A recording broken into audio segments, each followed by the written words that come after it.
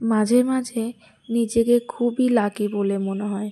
কারণ কি জানো, আমি আমার বাবার রাজকন্যা কিনা জানি না, তবে আমার বরের কিন্তু আমি অবশ্যই রাজরানী। আমার খারাপ লাগা, আমার ভালো লাগা, এই বিষয়গুলি আমাকে কখনো ওকে মুখ ফুটে বলতেই হয়নি। ও যেন কীভাবে সব কিছু বুঝে নেয় না বলতেই। আজকের ডেটে যেখানে দাঁড়িয়ে সম্পর্ক শুধু ভাঙতে দেখি, সেখানে এরকম একজন ভালো মানুষ পাওয়া, এরকম একজন পার্টনার পাওয়া সত্যি কিন্তু ভাগ্যের ব্যাপার। জীবনে সবসময় যে হঠকারী সিদ্ধান্ত মানে খারাপই হবে তা কিন্তু একদমই নয়।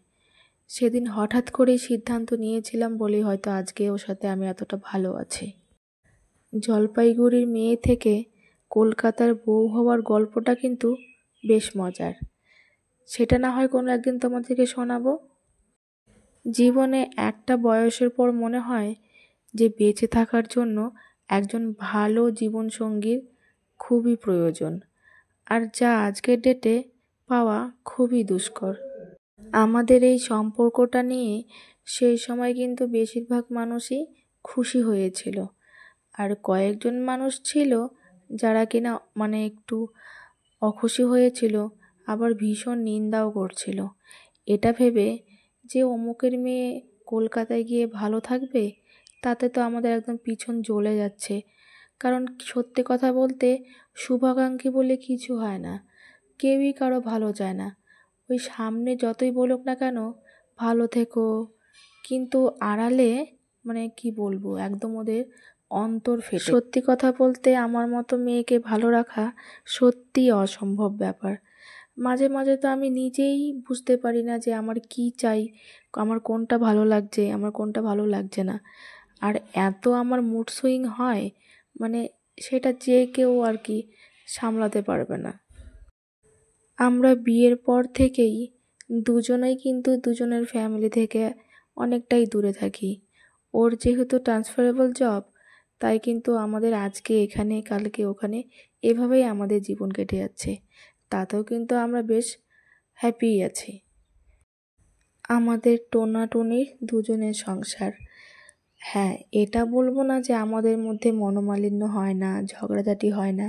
বিশ্বাস করো, আমরা রোজ ঝগড়া করি, পারলে রোজ আমরা মারামারিও করি, কিন্তু তারপরেও আমরা এভাবেই থেকে যাব। কোনো কোনো দিন এতটাই ঝগড়া হয় যে আমরা ডিভোর্স দেওয়ার মতো সিদ্ধান্তে পৌঁছে যাই, কিন্তু আবার সেই 10 মিনিট পরেই সব রাগ গলে জল হয়ে যায়। হ্যাঁ, এটা ঠিক কথা, জীবনে যদি কেউ কখনো না ঠকে তাহলে সে কিন্তু ভালো মন্দের বিচার করতে শেখে না।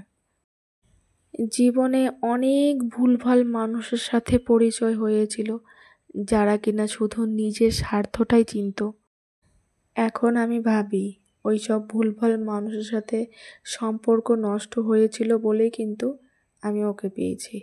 তার জন্য কিন্তু ভগবানকে অনেক অনেক ধন্যবাদ। আজকে আমাদের বিয়ের 4 বছর পূর্ণ হলো, আর এই 4 বছরে হয়তো আমরা 4000 বার ঝগড়া করেছি। তারপরেও বলবো আমি শুধু তোমার সাথেই থেকে যেতে চাই। তোমরা সবাই আশীর্বাদ করো আমরা যেন এইভাবেই ঝগড়াঝাটির মতো একে অপরের হাত ধরে সারাটা জীবন থেকে যেতে। হ্যাপি অ্যানিভার্সারি মাই লাভ, অনেক অনেক ভালোবাসা।